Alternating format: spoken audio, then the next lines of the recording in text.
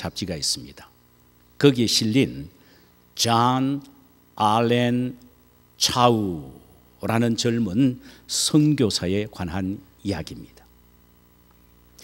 오랄 러버치 신학교를 졸업하고 올 네이션이라는 선교단체에 가입을 해서 훈련을 받은 후에 26살의 젊은 나이로 지난달 17일, 그러니까 보름도 안 뛰었죠. 지난달 17일 지금 이 지구상에서 가장 문명의 이기를 거부하면서 가장 고립되어 살고 있는 인도 북쪽의 안담만과 니코반 군도에 있는 조그마한 토속 지역에 복음을 전하기 위하여 혼자 갔습니다. 고기잡이 배를 타고 들어갔는데 토속인을 만났습니다. 그가 외친 말은 단 3마디였습니다. My name is John Allen Chow. I love you. Jesus loves you too. 딱 요 3마디였습니다. 활로서 무장된 그들은 사정없이 그 선교사를 쏘았습니다. 그는 젊은 나이에 26살 나이에 순교를 당한 것입니다. 그가 죽기 전 인도에서 데일리 메일이란 언론사에 보낸 저널 엔트리, 이 저널 엔트리라는 것은요, 보통 선교사들이 가서 상황을 보고 결단을 할 때 나는 이제 죽음을 각오한다는 결단을 하면서 유언으로 언론사에 보내는 것이 저널 엔트리입니다. 그러면 그 언론사는 그 편지만큼 메일만큼은 꼭 챙깁니다. 그런데 이 형제가 죽기 바로 전날에 데일리 메일이라는 언론사에 자기의 저널 엔트리를 보냅니다. 그 내용은 이것입니다. 내가 젊은 나이에 이런 곳에 오는 것을 많은 사람이 나를 미친 짓이라고 말합니다. 그러나 나는 바로 이들에게도 복음을 전하는 것이 가장 가치 있는 것이라고 믿고 있습니다. 그리고 나는 만약에 내가 죽더라도 내 부모님에게 부탁하고 싶습니다. 나를 해친 자를 증오하지 마십시오. 그리고 하나님을 원망하지 마세요. 돈을 받고 고기잡이 배로 현장까지 실어다 준 어부에 의하면 현장에 딱 도착하자마자 토속인들이 활을 쏟답니다. 그런데 이 선교사님이 성경을 가슴에 탁 품고 갔거든요. 활이 이 성경에 박혔습니다. 그러면은 얼마든지 도망쳐서 다시 배를 타고 자기처럼 나올 수 있는데 그 순간에 이 선교사님은 몸을 획 돌리더랍니다. 그리고 그들을 향하게 힘차게 뛰어가 손을 들며 3마디 외친 것입니다. My name is John Allen Chow. I love you. Jesus loves you. 그 순간 빗발처럼 화살을 쏟고 그 선교사님은 그 자리에서 쓰러졌습니다. 마치 그 시체를 개를 끌듯 끌고 갔다라고 증언을 했습니다. 아마도 이 형제의 무덤에 비문을 쓴다면 이렇게 쓰지 않을까요? 복음을 전하는 것은 이 세상에 가장 가치 있는 일입니다. 예수님은 당신을 사랑하십니다. 26살에 이 세상을 떠난 형제가 수백 년이 지난 후에도 이것은 아마 그가 죽은 후에도 말하는 믿음의 말이 아닐까 생각이 듭니다. 그렇다면 저와 여러분은 죽은 후에 후손들에게 감동을 주고 영향력을 미칠 수 있는 믿음의 말이 무엇일까요? 준비되어 있으십니까? 구약의 믿음의 선진 중 최초로 우리에게 이런 믿음의 모습을 보여준 사람이 있는데 그가 바로 아벨입니다. 그는 아담의 2 아들 중 하나인 둘째입니다. 오늘 본문은 말합니다. 그의 믿음은 한마디로 죽었으나 지금 말하는 믿음이다. 수천 년 전에 죽었으나 지금 끊임없이 믿음으로 말하고 있다는 것입니다. 그럼 그가 죽었으나 무엇을 통하여 자신의 믿음을 말하고 있습니까? 도대체 무엇을 통해서요? 제사를 통했습니다. 요즘 말로 하면 예배를 통하여 말하고 있다는 말이 됩니다. 구원받은 하나님의 자녀가 자신의 믿음을 표현할 수 있는 가장 확실한 현장은 예배입니다. 예배는 그 사람의 믿음의 정도를 측정할 수 있는 현장이 됩니다. 오늘 본문에서 아벨은 자신의 믿음을 제사를 통하여 보여주고 있는데 그는 가인보다 더 나은 제사를 드렸다라는 말로 표현하고 있습니다. 이는 아벨은 가인과는 전혀 다른 제사를 드렸단 말입니다. 전혀 다른 제사를. 무엇이 달랐습니까? 제물이 일단 달랐습니다. 가인은 직업이 농부였기에 농산물로 하나님께 제사를 드렸습니다. 반대로 아벨은 직업이 목축업이었기에 양의 첫 새끼와 그 기름으로 하나님께 제사를 드렸습니다. 그렇다면 제물의 내용의 차이 때문에 하나님은 아벨의 제사를 연납하셨고 가인의 제사는 연납하지 아니하셨다는 말입니까? 아닙니다. 물론 정통적인 해석은 그렇게 많이 해석을 해왔습니다. 아벨은 피 있는 제물인 양을 드렸기 때문에 하나님이 연락하셨고 가인은 피 없는 제물인 곡물을 바쳤기에 하나님이 거절하셨다, 이렇게 주장하기도 해왔다는 말씀입니다. 그러나 오늘날에 와서는 이 해석이 그렇게 지지를 받지 못하고 있습니다. 왜냐하면 만약 제물이 문제라면 직업의 귀천의 차별이 인정된다는 논리가 성립되고 있기 때문입니다. 우리가 알아야 될 것은 죄가 아닌 이상은 모든 직업은 하나님이 주신 신성한 것이기에 제물이 곡물이기 때문에 하나님이 제사를 받지 아니하셨다는 것은 지극히 모순되는 일이 될 것입니다. 그렇다면 도대체 무엇이 문제입니까? 무엇이 문제입니까? 오늘 본문에서 믿음의 차이가 문제라는 것입니다. 제물의 차이가 문제가 아니고 제물을 드릴 때 그가 갖고 있는 믿음의 차이가 문제라는 것입니다. 아벨이 가인보다 하나님을 더 기쁘시게 해드리는 제사를 드렸다고 인정받은 것은 바로 그의 믿음 때문이라는 것입니다. 그는 제물이 우선이 아니고 믿음이 우선이었습니다. 믿음으로 제물을 드렸기에 하나님은 그 제사를 가인보다 더 나은 제사로 인정하시고 그를 의롭다고 증거해 주셨던 것입니다. 그러면 아벨이 드린 믿음의 제물은 어떤 것입니까? 첫째로 아벨의 제물은, 믿음의 제물은 첫 것이었습니다. 첫 것. 우리는 최초 아벨이 하나님으로부터 의인으로 인정받은 요인은 그가 드린 제물에 있었다는 사실을 잊지 말아야 합니다. 우리는 이 사실을 창세기 4장 아벨의 제사에서 발견하게 됩니다. 4절을 보니 아벨의 제사에 대하여 이렇게 말씀하고 있습니다. 아벨은 자기도 양의 첫 새끼와 그 기름으로 드렸더니 여호와께서 아벨과 그 제물을 받으셨느니라고 했습니다. 여기에 보면은 아벨이 드린 제물의 특징은 첫 것이라고 말했습니다. 물론 첫 것은 제일 먼저 난 것은 틀림이 없습니다. 그러나 이 말의 진정한 의미는 최우선적으로 구별하여 드렸다는 말입니다. 최우선적으로 구별하여 드렸다는 것입니다. 하나님 앞에 제사를 드릴 때, 제물을 드릴 때에 첫 것일 뿐만 아니라 이 말의 의미는 먼저 최우선적으로 구별하여 드렸다는 것입니다. 다른 것하고 남는 걸 드리는 것이 아니고 제일 먼저 가장 중요한 것을 뽑아서 하나님 앞에 드렸다, 최우선적으로 구별했다라는 말입니다. 어떤 경우에 최우선적으로 하나님 앞에 구별하여 드릴 수가 있을까요? 어떤 경우에?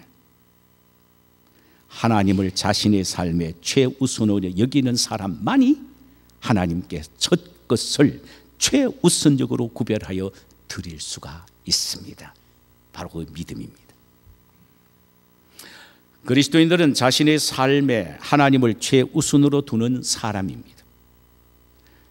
자신을 최우선으로 두거나 다른 것을 최우선적으로 두고 살다가 하나님을 때때로 찾는 사람이 아닙니다. 그리스도인은 하나님을 자신의 삶의 최우선으로 두고 사는 사람이며, 이런 사람만이 자신의 첫 것을 하나님께서 최우선으로 구별하여 드릴 수가 있습니다. 믿음의 자세요, 마음의 자세입니다. 아벨이 바로 그런 사람이었단 말이죠. 반대로 가인은 그러지 않았습니다. 창세기 4장 3절에 보면은 세월이 지난 후에 가인은 땅의 소산으로 제물을 삼아 여호와께 드렸고라고 했습니다. 그는 결코 땅의 소산 중에 첫 것을 여호와에게 드렸다고 성경은 말하지 않고 있습니다. 첫 것이라는 말은 없습니다. 그저 땅의 소산을 하나님께 드렸다라고 했습니다. 이는 가인은 자신의 삶에 하나님을 최우선으로 여기지 않았다는 말입니다. 진정으로 하나님을 최우선으로 여기는 사람은 쓰다가 남으면 드리고 없으면 드리지 않는 그런 사람이 아닙니다. 가장 우선적으로 먼저 하나님의 것을 구별하여 놓고 그것을 드리는 것입니다. 그것이 비록 사람이 볼 때는 과부의 두 랩돈처럼 보잘것없이 보여도 하나님이 받으시는 가장 귀중한 예물임을 우리는 알아야 합니다.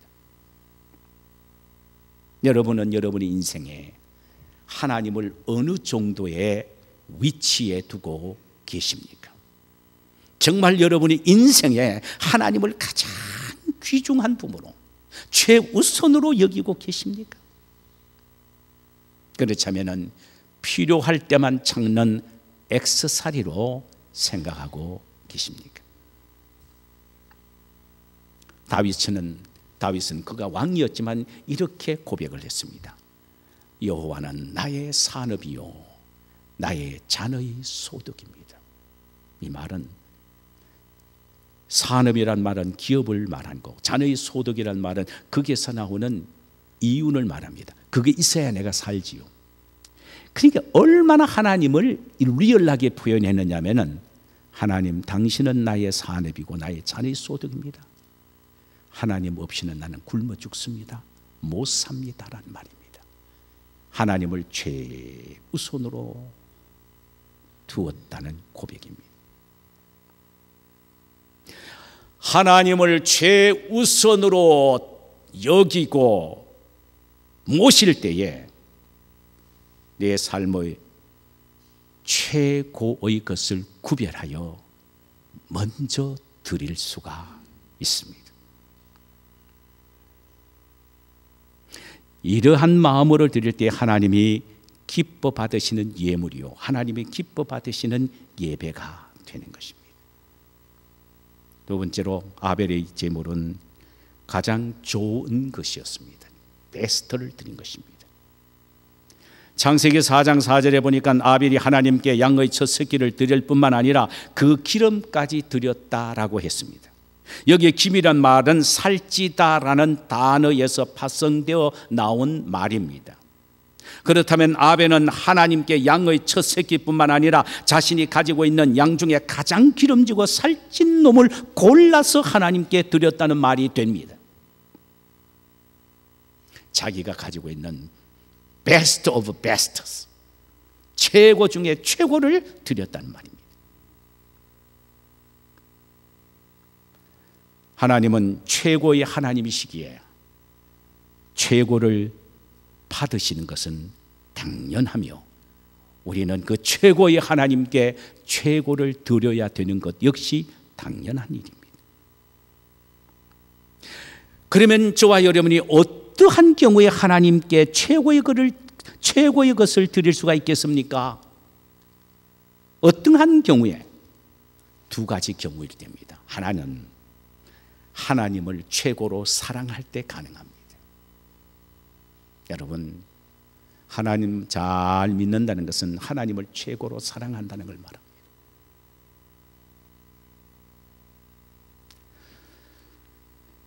정말 하나님을 최고로 사랑한 한 사람을 성경은 우리에게 샘플로 소개해 주고 있습니다. 창세기 22장 2절인데 아브라함입니다. 하나님이 어느 날 아브라함에게 말씀하셨어요. 아브라함아, 내 아들, 내 사랑하는 독자 이삭을 데리고 모리아 땅으로 가서 내가 네게 지시하는 한 산 거기서 그를 번제로 드려라. 이삭은 아브라함이 100세에 낳은 독자입니다. 그 아이는 자기의 목숨보다 더 사랑하는 귀한 아들이었습니다. 하나님도 이것을 아셨어요. 그래서 내 사랑하는 내 독자라고 말씀을 하셨던 것입니다. 하나님은 바로 그 아들을 자신에게 바치라고 말씀하셨어요. 이것은 결코 쉬운 일이 아닙니다. 그런데 아브라함은 자신이 사랑하는 외아들을 하나님께 주저없이 바쳤습니다. 어떻게 그렇게 할 수 있었나요? 아브라함은 하나님을 이삭보다 더 사랑했기 때문입니다. 할렐루야! 사랑하는 성도 여러분, 하나님은 우리에게 최고의 사랑을 받으실 만한 자격이 있으신 분입니다. 우리를 위하여 당신의 하나뿐인 사랑하는 외아들 예수를 대신 십자가에 내어주실 정도로 사랑하셨기 때문에 우리 역시 우리 자신보다 그분을 더 사랑해야 되는 것은 당연지사한 일이 아닙니까? 우리가 하나님을 최고로 사랑한다면 우리가 가지고 있는 베스트를 하나님 앞에 주저없이 드릴 수가 있는 것입니다. 아무리 입으로 하나님 사랑합니다, 주님 사랑합니다 하면서 앞사람 머리에 침이 트도록 주님 사랑합니다, 주님 사랑합니다 해도 정말로 자신의 베스트를 드리지 않는다면 그는 진짜 하나님을 사랑하는 것이 아닌 것입니다.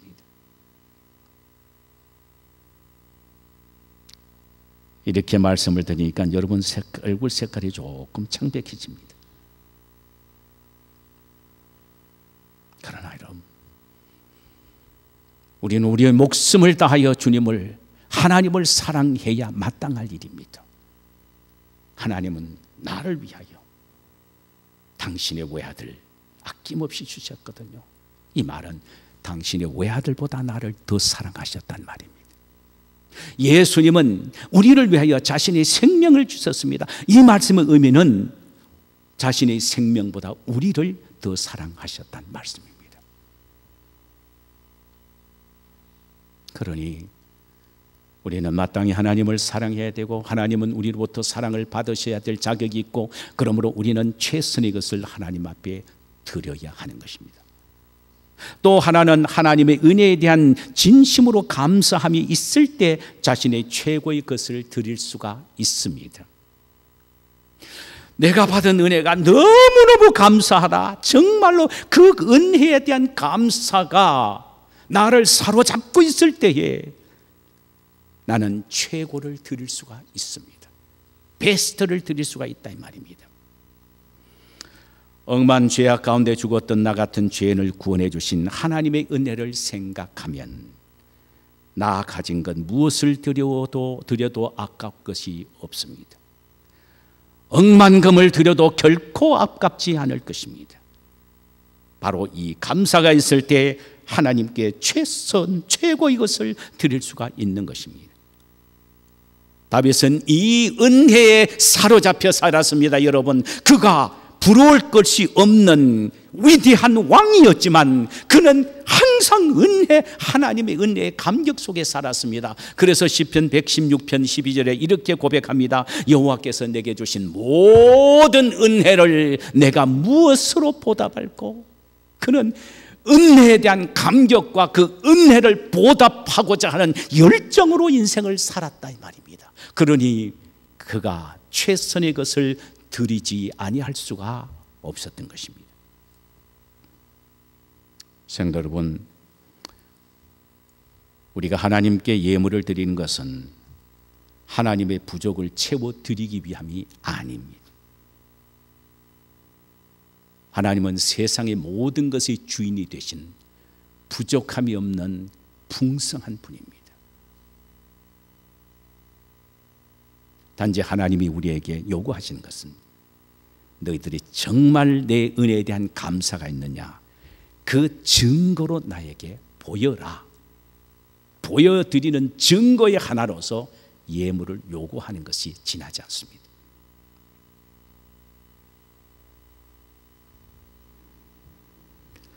아벨은 하나님에 대한 사랑이 있었고 감사가 있었기에 자신에게 있는 양 중에 가장 기름지고 살찐 것을 아낌없이 드릴 수가 있었던 것입니다.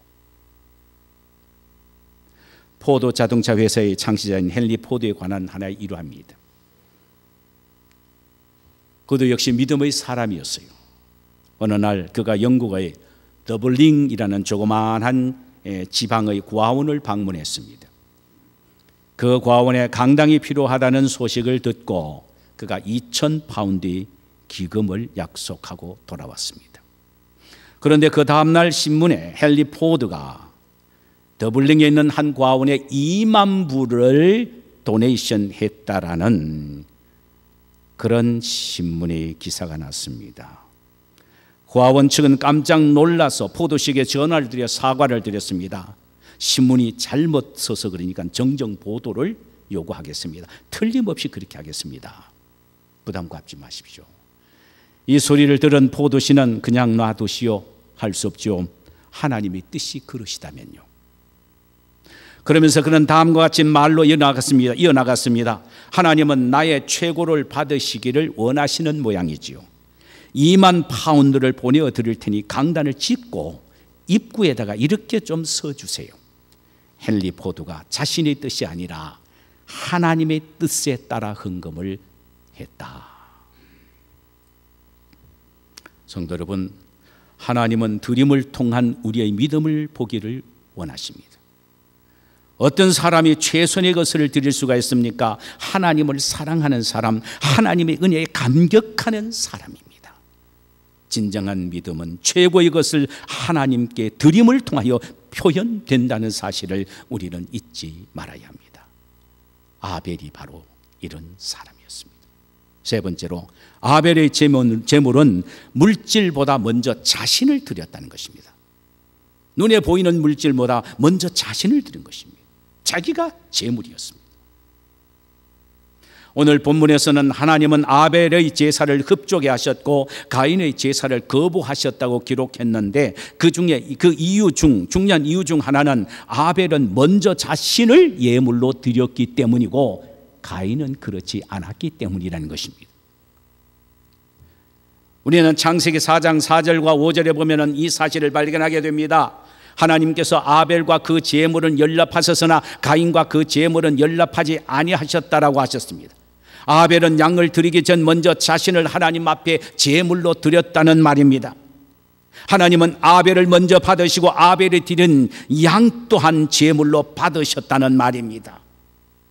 먼저 하나님이 아벨을 받으시고 그 다음에 아벨이 드린 제물을 받으셨단 말입니다. 아벨을 받기 전에는 제물을 받지 않으시겠다는 말입니다. 중요한 의미입니다. 반대로 가인은 먼저 자신을 하나님께 드리는 일에 실패했습니다. 그 결과 자신이 드린 제물마저도 하나님에 의하여 거절당했습니다. 오늘날에도 마찬가지입니다. 우리의 예배가 먼저 우리 자신을 드리는 헌신이 없다면 아무리 고귀하고 값진 예물을 드린다고 해도 그 예물 하나님이 기뻐하지 않으시고 그 예배 하나님이 거절하실 수도 있다는 사실입니다. 그러므로 헌금은 단순히 물질을 드린 것만이 아니라 먼저 자신을 드려야 하는 존재의 문제요, 철학의 문제인 것입니다. 어떤 예배학자가 예배에 대해서 이렇게 말을 했습니다. 헌금은 생명을 바꾸는 일이다. 목숨을 바치는 상징적 행위가 헌금이다. 우리를 위하여 자신의 생명을 주신 그리스도의 은혜를 생각한다면 우리 자신을 드림에 대한 표현으로 헌금을 드리는 것은 당연하다. 여기에 우선적으로 생각해야 될 것은 내 자신을 드리는 것이 우선되어야 한다. 내 자신이 헌물이기 때문이다 라고 했습니다. 사도 바울은 고린도후서 8장 5절에서 고린도 교회에게 마게도니아 성도들의 연보에 대해서 이렇게 소개하고 있습니다. 우리의 바라던 것뿐 아니라 저희가 먼저 자신을 주께 드리고, 마게도니아 성도들이 바울 일행들에게 선교 헌금을 보내는 것은 먼저 자신을 주께 드렸다라고 했습니다. 그 헌금보다 앞선 것은 바로 그들의 마음을 먼저 드렸다는 것입니다. 그리고 그 헌물을 드렸다는 것이에요. 언젠가 여러분에게 제가 말씀드렸죠. 제가 부목사로 있을 때입니다. 제가 그 설교할 때마다 그 생각이 나요. 서울의 준재벌입니다. 권사님이에요. 대단하신 분입니다. 세도가 당당한 분입니다. 그분은요, 그 당시에 헌금을 할 때 보면 봉투가 있는데 항상 봉투가 이만큼 돼요. 그러면서 이제 그때 교역자들이 많으니까 이제 안내위원들하고 함께 안내를 쓰는데, 뭐 다른 목사님들도 늘 그런데 어느 날 저한테, 목사님들이 없으니까 저한테 와서 전도사님 헌금 좀 바쳐주세요. 나 바빠서 갑니다. 그래서 제가 그랬습니다. 돌아가는 분은 권사님 가면서 권사님 일로 오소. 왜요? 하나님 이거 안 받으십니다. 하나님 이거 안 받으십니다. 가져가시든지 권사님이 예배 때에 예배 드리면서 드리든지 하세요. 얼굴이 밝아집니다. 그때부터는 저는 국물도 없었습니다. 추석하고 음력설하고는 저는 상관이 하나도 없습니다. 그냥 그거 아니에요. 그 예물 하나님 안 받으셔요. 가인의 제물입니다.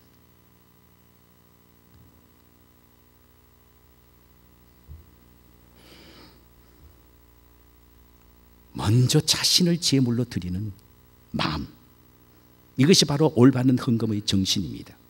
그러면 자신을 드린다는 것은 구체적으로 무엇을 의미합니까? 첫째로 자신을 전적으로 주님께 맡기는 것을 말합니다. 물론 그리스도인들의 삶 전체가 하나님께 드리는 삶이 되어야 하면 두말할 필요가 없습니다. 그러나 예배는 하나님께 자신의 전부를 드리는 결단의 순간입니다. 우리는 예배를 통하여 우리 마음도 생각도 전 인격도 주님께 다 드립니다. 뿐만 아니라 우리의 인생의 걱정과 근심과 염려, 인생의 모든 문제를 다 주님께 맡기는 것, 드리는 것, 이것이 진짜 예배란 말이죠. 좋은 것만 드린 게 아닙니다. 상처와 아픔과 슬픔과 괴로움과 근심, 걱정 모두 다 하나님 앞에 몽땅 드리는 것, 이것이 바로 내 자신을 먼저 드리는 것입니다.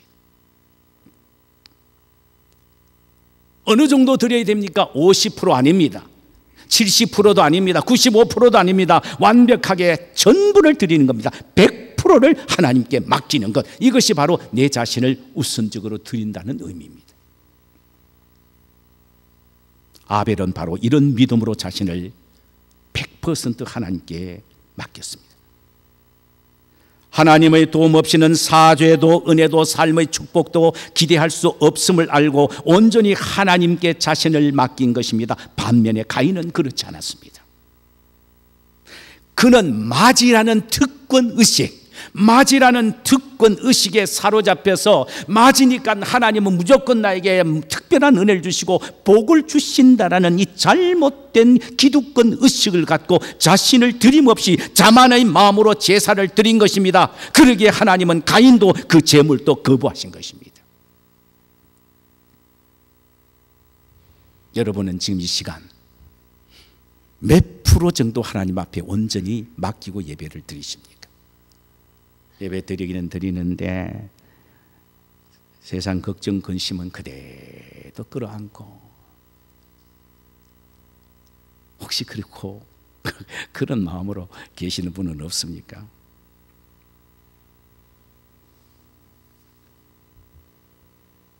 만약 그렇다면 우리는 우리의 모든 걱정과 근심을 온전히 하나님께 맡겨야 합니다. 이것이 진정한 예배입니다. 베드로전서 5장 7절에는 너희 모든 염려를 주께 맡겨버리라. 이는 주가 너를 돌보심이니라. 모든 것을 주님 앞에 맡길 때 주님이 돌보신다는 것입니다. 여기에 맡긴다는 말은 헬라 성경으로 발로입니다. 던져버린다는 말이죠. 어디에 던진다는 말이냐? 연못에 돌멩이를 던진다는 말입니다. 다시 되찾지 않는다는 말이죠. 나의 염려와 걱정과 근심을 몽땅 주님 앞에 던져버릴 때에 하나님의 돌보심의 능력을 체험할 수가 있다는 말입니다. 우리 모두 예배를 통하여 먼저 자신을 드리는데 성공하는 성도님들이 되시기를 주님의 이름으로 축원합니다. 마지막, 자신을 드린다는 또 하나의 의미는 하나님의 영광에만 초점을 맞추는 예배가 되어야 한단 말이죠. 하나님의 영광에만 초점을 맞추는 예배입니다.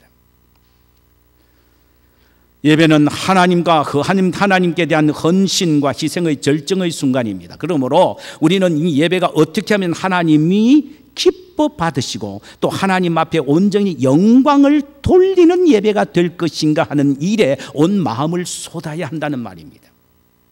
오직 하나님의 영광에 우리의 예배가 초점을 맞추는 예배가 되어야 된다는 말입니다. 물론 우리는 예배를 통하여 기쁨과 즐거움과 평안을 경험하게 됩니다. 반드시 그렇게 되어야 합니다. 그러나 우리가 은혜 받은 일에 집중하는 것이 아니라 하나님께 영광을 돌리는 일에 먼저 더 집중해야 된다는 사실을 잊지 말아야 합니다. 먼저 하나님 앞에 영광을 돌리는 데 집중하게 될 때에 하나님은 보너스로 우리에게 은혜와 기쁨과 평안과 행복을 예배를 통하여 허락하십니다. 순서가 바뀌면 안 됩니다. 예배에 왜 참석합니까? 내가 은혜 받기 위해서 참석합니다. 틀린 말은 아닙니다. 맞는 말도 아닙니다. 예배에 왜 참석합니까? 하나님 앞에 영광 돌리기 위해서 참석합니다. 내가 하나님 앞에 온전히 초점을 맞추고 하나님의 영광에 초점을 맞추고 예배를 드릴 때에 하나님이 그 영광 받으시고 나에게 보너스로 평안과 기쁨과 은혜와 행복을 넘치게 부어 주시는 것입니다. 아벨의 제사는 먼저 하나님의 영광에 초점을 맞췄기에 하나님은 아벨 자신뿐만 아니라 그 제물까지 받으신 것입니다. 그러나 가인의 제사는 자신의 유익을 우선적으로 생각했기에 그 자신뿐만 아니라 자신이 드린 제물까지도 하나님에 의하여 거절당한 것입니다. 왜 자신의 유익을 위해서 예배를 드렸단 말로 제가 말씀드린지 압니까? 그 다음에 보면은 자기의 제사가 연락되지 않는 것에 대하여 분노했다 그랬습니다. 여러분, 하나님의 영광에 초점을 맞추면요, 하나님이 자신의 예배를 받지 않는 것에 대해서 분노하는 것이 아니고 회개합니다.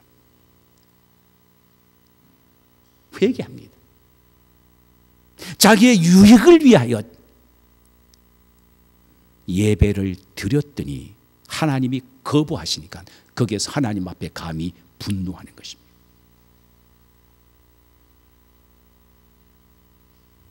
사랑하는 여러분, 우리의 예배가 오직 하나님의 영광과 존귀와 찬양을 최우선으로 해서 드려지는 예배가 되어야 합니다. 그리하면 우리의 예배가 우리 자신뿐만 아니라 우리 예물도 함께 받으시는 아벨의 제사가 될 것입니다.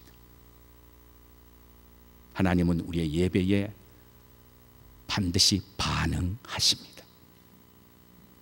받으시든지 거절하시든지 결코 중용은 없습니다. 그렇다면 우리의 예배가 하나님이 기뻐하시는 예배가 되어야 하지 않겠습니까? 우리가 죽었어도 무엇으로 우리 후손에게 믿음의 말을 남길 수가 있을 것 같습니까? 아벨같이 나는 이렇게 예배를 드렸다, 이렇게 믿음의 말을 남길 수만 있다면 얼마나 좋겠습니까? 아벨은 첫 것을 드리는 예배를 드렸고 최고의 것을 드리는 예배를 드렸고 먼저 자신을 온전히 드리는 예배를 드렸습니다. 이 예배의 모습을 통하여 그가 죽은 지 수천이 지난 오늘날에도 끊임없이 믿음으로 말하고 있습니다. 이런 예배를 드려라. 이게 진짜 예배다. 이것이 하나님이 영광 받으시는 예배다. 하나님이 기뻐하시는 예배다. 이것이 너희들이 복받는 예배다라고 말씀을 하시고 계신단 말이죠.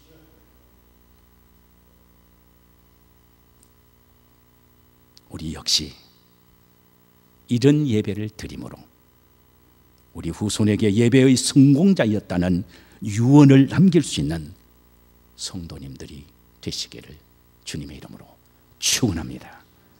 자, 우리 찬송 부르십시다.